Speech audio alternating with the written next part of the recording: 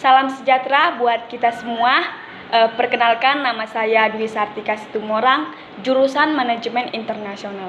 Pada kesempatan kali ini saya ingin memaparkan presentasi saya, yaitu perdagangan. Yang A, perdagangan internasional. Menurut Madura, perdagangan internasional adalah pendekatan konservatif yang digunakan oleh perusahaan untuk mempenetrasi pasar luar negeri atau dengan mengekspor atau mendapatkan bahan baku berharga murah dengan mengimpor. Dapat disimpulkan bahwa perdagangan internasional terjadi adanya interaksi antar negara dengan mengekspor barang dan jasa untuk memenuhi kebutuhan di setiap negara untuk mencegah kelangkaan produk. Yang B, perusahaan multinasional. Perusahaan multinasional adalah perusahaan yang beroperasi lebih dari satu negara, namun keputusan utama dan kontrolnya dilakukan oleh perusahaan di negeri asalnya. Perusahaan yang mengimpor bahan baku dari luar negeri. Dengan berlalunya waktu, perusahaan berkembang pesat dan memiliki cabang perusahaan atau anak-anak perusahaan di luar negeri. Tujuan sebuah perusahaan multinasional adalah memaksimalkan kekayaan pemegang saham. Meskipun demikian, perusahaan multinasional yang beroperasi lebih cenderung memuaskan tujuan pemerintah, bank, atau karyawannya dibandingkan memaksimalkan kekayaan pemegang saham. Dan ada beberapa hambatan dalam pencapaian tujuan multinasional, yaitu hambatan lingkungan, hambatan perusahaan, hambatan etika, dan mengelola hambatan. Yang C, valuta asing.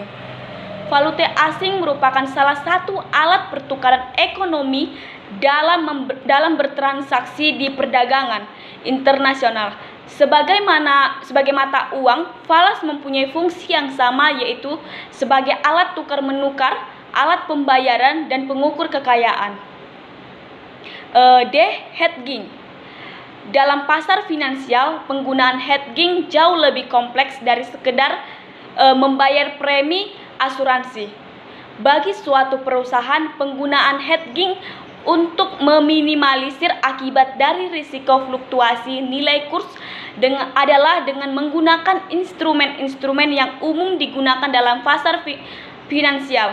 Manfaat hedging adalah melindungi nilai mata uang yang merugikan perusahaan dari risiko akibat fluktuasi nilai tukar. Yang E, forward contract. Kontrak forward adalah perjanjian yang dilakukan kedua belah pihak berupa penyerahan sejumlah mata uang asing, di mana dibeli sekarang tetapi pembayarannya dilakukan di masa yang akan datang setelah membuat kontrak yang disepakati. Multinasional yang melakukan hedging memakai forward contract harus membeli kontrak forward untuk valuta yang sama dengan valuta yang mendominasi kewajiban di masa depan.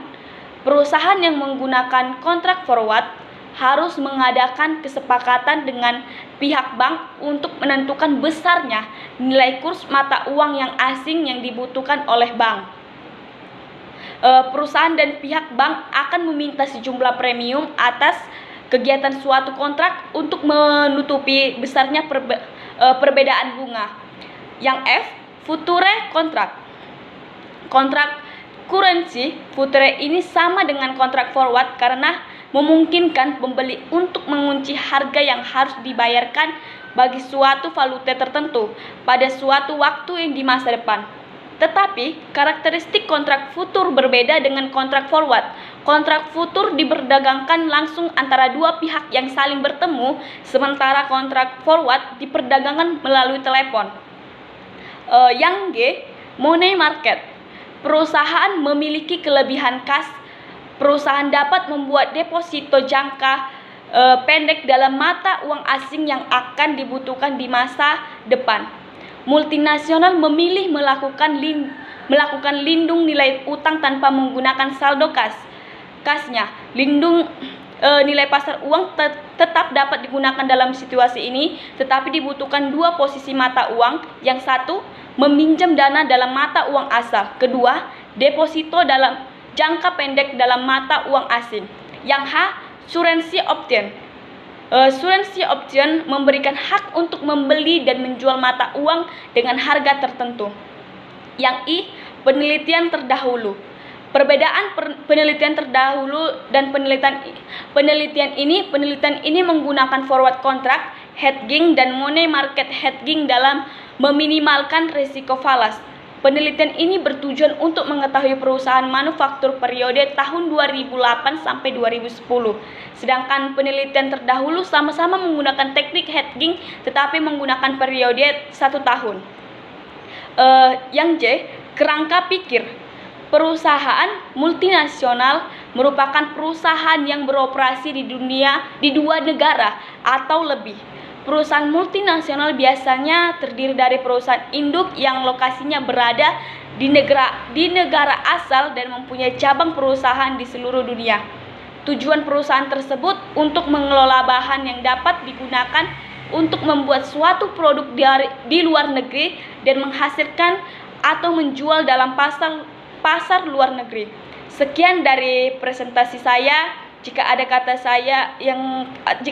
kata kekurangan saya meminta maaf sebesar-besarnya. Sekian dari presentasi saya. Terima kasih.